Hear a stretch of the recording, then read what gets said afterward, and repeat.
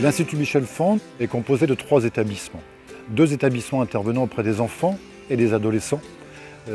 L'un ici, donc sur ce site où nous sommes aujourd'hui, accueillant 65 enfants, adolescents, et l'autre établissement intervenant aujourd'hui dans le domaine de la scolarisation à l'école ordinaire, encore à peu près 65 à 70 enfants accompagnés. Donc 2 établissements.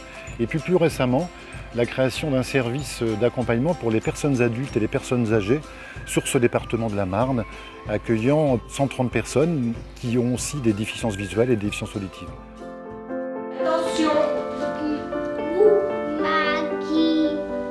Bonjour Léna. Bonjour Arthur. C'est simplement communiquer d'une autre manière. C'est pratiquement la seule spécificité, puisque quand on est en classe, nous on oublie complètement qu'on a des enfants qui ont une déficience particulière.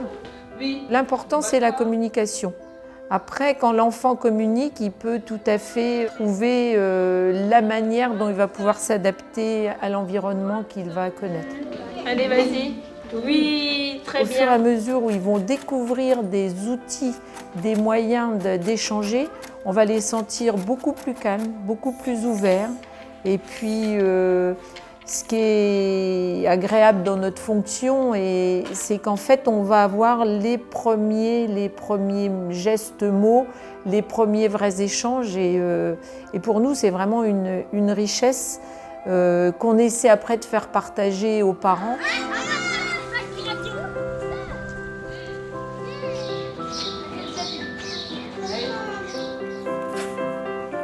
L'encadrement est bien adapté. C'est vrai que quand on a besoin, il y a toujours quelqu'un qui répond présent. Les intervenants sont toujours présents en fait pour quelque problème que ce soit. Tu cherches ton segment, tu cliques. Moi, je le veux en D. Donc, tu vas cliquer d'abord sur E. Ça me fait du bien d'y aller à l'Institut. Je vais à l'école à l'extérieur, mais je viens à l'Institut pour voir mon psychologue, pour faire de la locomotion et de la dactylo. Il y a aussi des groupes de parole. À chaque séance, on évoque un mot, par exemple scolarité. Avec ce mot, on doit évoquer ce qu'on voit, ce qu'on ressent à l'école, quoi. Nous travaillons également dans le domaine de la compensation du handicap. La compensation du handicap, c'est vivre avec son handicap et être autonome. Devenir autonome, redevenir autonome. Voilà, c'est bien, Elias, tu prends le temps de regarder avant de démarrer. Oui, on a 3. En libéral, on fait plus de la rééducation visuelle pure, alors qu'ici, c'est plus une éducation visuelle pour les enfants, afin de les amener à optimiser leur potentiel visuel. C'est trop facile.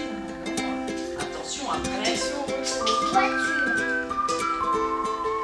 En externe maintenant, une intervention dans différentes écoles choisies par les familles de quartiers, de proximité donc, de quartiers, de villages, de communes. Et là, nous accompagnons les enfants pour qu'ils puissent être scolarisés dans ces écoles ordinaires avec une prise en charge qui ressemble à celle que nous pratiquons à l'Institut, mais qui est apportée à l'extérieur. Le fonctionnement est comme à l'Institut, ça veut dire que les enfants ont des rendez-vous orthophoniques, ont des rendez-vous kinés pour certains, ont des rendez-vous divers et variés, donc ils font des allers-retours dans la classe. Et la spécificité de la mienne, c'est donc d'être situé dans cette école ordinaire et de pouvoir assez facilement, puisque ça se situe à proximité, intégrer mes enfants dans certaines matières lorsque j'estime que leur niveau scolaire le permet. J'ai l'orthophoniste le lundi et jeudi après-midi. On travaille ensemble pour les travaux que je ne sais pas trop faire. Et le mardi, Bruno Splimon qui vient m'aider en classe. Quand je n'ai pas compris, je lui demande et il m'explique.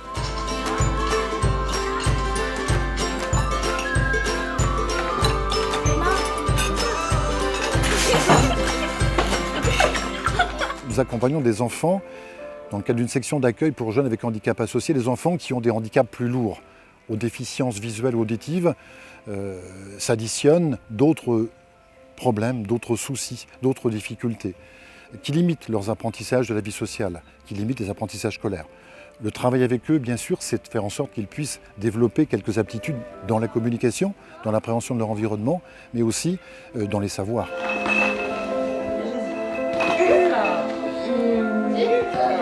Super. Nous avons une section que l'on appelle SPFP, section de première formation professionnelle, où l'on reçoit des adolescents de 14 à 20 ans, où on leur apporte des outils techniques afin d'intégrer le monde du travail, que ce soit en milieu ordinaire ou en milieu protégé. Des ateliers techniques comme la menuiserie ou la cuisine ou encore la lingerie. Troisième établissement, pour les personnes adultes et les personnes âgées, là il s'agit de permettre à ces personnes de vivre avec leur handicap, de travailler sur la compensation de ce handicap, et de leur permettre de vivre dans leur environnement en adaptant cet environnement. Retirer les tiges de feuilles d'épinards. Laver celles-ci à grande eau. Le SAVS a pris contact avec moi pour une évaluation de mes besoins. Et bon, cette évaluation s'est faite à mon domicile par une écoute de mes difficultés en fait. Et puis ensuite, il m'a été apporté des aides adaptées. C'est fabuleux. Les livres audio d'Asie et 500 livres en braille numérique vous attendent.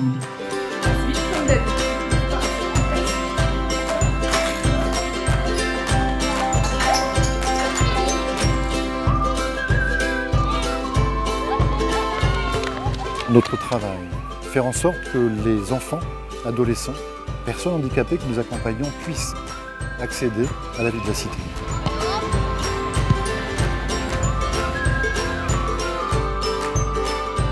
À l'Institut Michel Fandre, il y a d'énormes projets encore pour les années à venir, toujours au service de ces enfants, de plus en plus intégrés dans la vie que je dirais normale et ordinaire.